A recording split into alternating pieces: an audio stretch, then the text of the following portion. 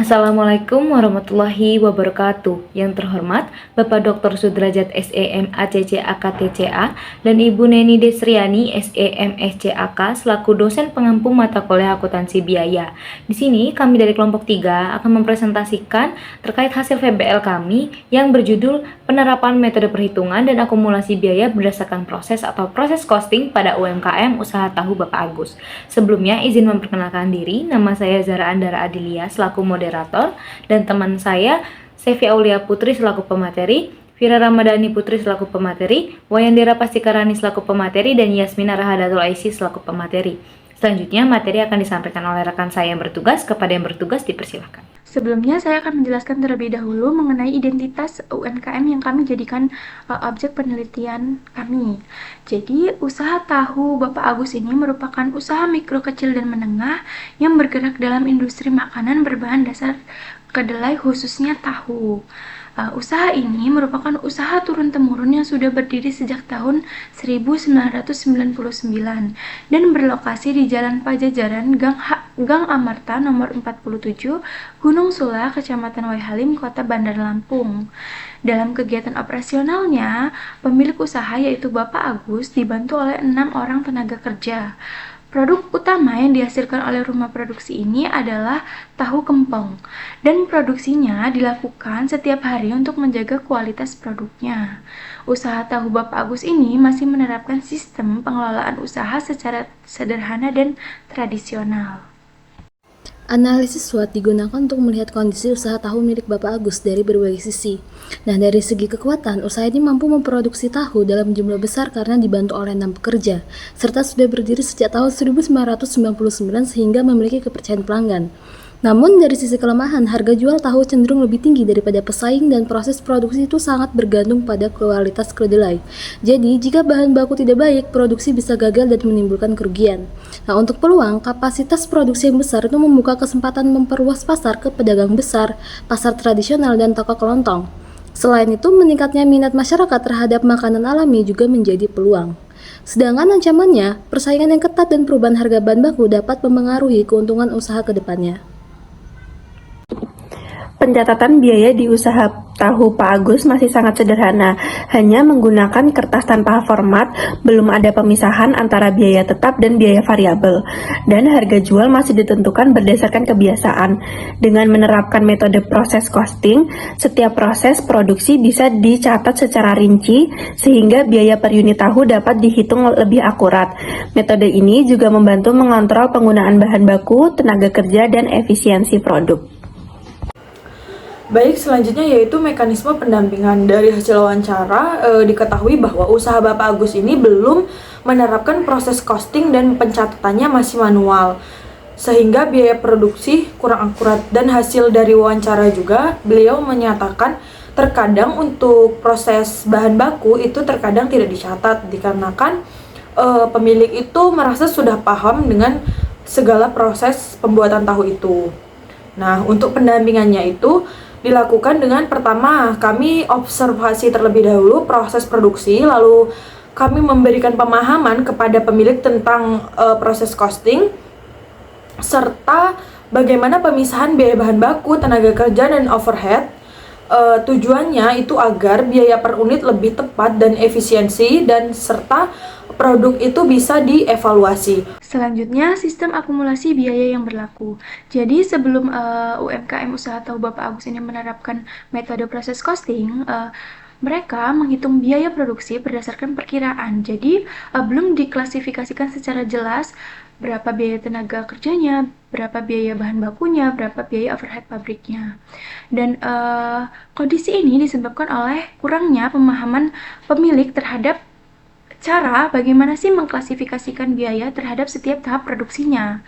Pencatatan biaya-biayanya masih dilakukan yang bersifat total, belum diketahui berapa alokasi setiap biaya untuk menghasilkan suatu produk atau satu tahap produksi.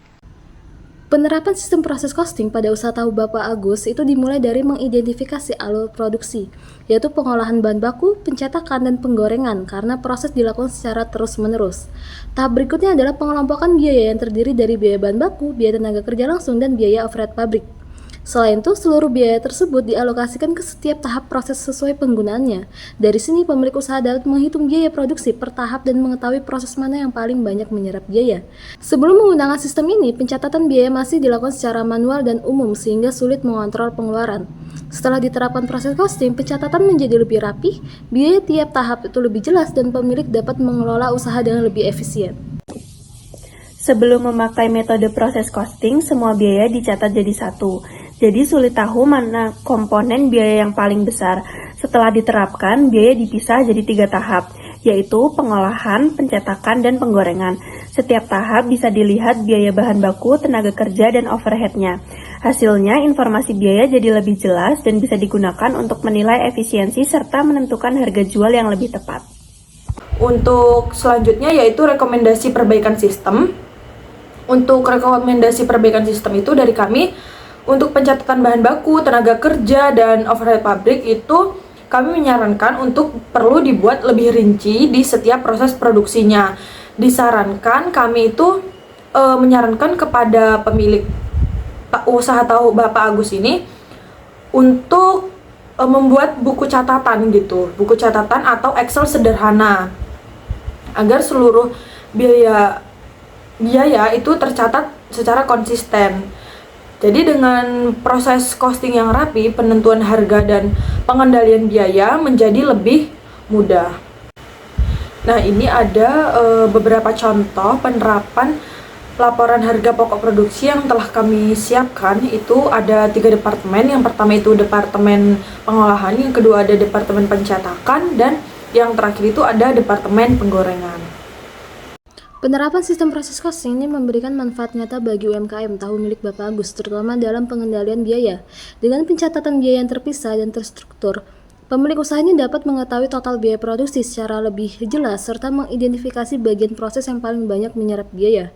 Selain itu, sistem ini membantu dalam penentuan harga jual. Jika sebelumnya harga ditetapkan berdasarkan perkiraan, kini perhitungan harga pokok produksi menjadi lebih akurat sehingga harga jual bisa ditentukan secara realitas dan mengurangi risiko kerugian. Manfaat lainnya adalah keberlanjutan usaha. Data biaya yang tercatat dengan baik dapat menjadi dasar pengambilan keputusan dan referensi apabila usaha ingin dikembangkan di masa mendatang, sehingga UMKM tahu Bapak Agus memiliki daya saing yang lebih kuat. Selanjutnya, manfaat bagi mahasiswa. Yang pertama, mahasiswa mendapat pengalaman dalam mengaplikasikan teori akuntansi biaya ke dalam situasi nyata. Yang kedua, memperluas wawasan mahasiswa mengenai pentingnya sistem akumulasi biaya yang akurat untuk mendukung keberlanjutan usaha. Yang ketiga, mengajarkan mahasiswa bagaimana cara menghadapi berbagai tantangan di dunia kerja, khususnya dalam bidang akuntansi dan manajemen biaya.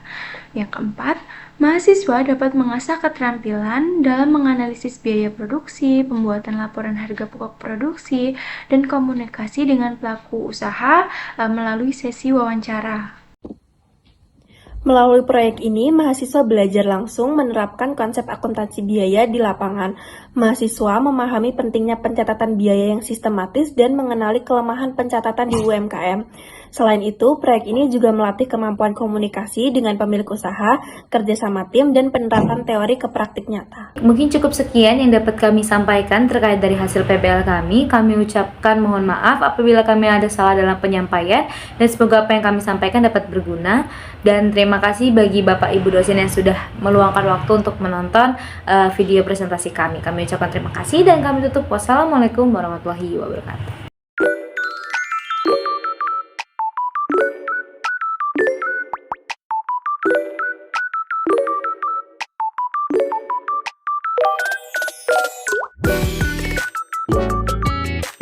Thank you.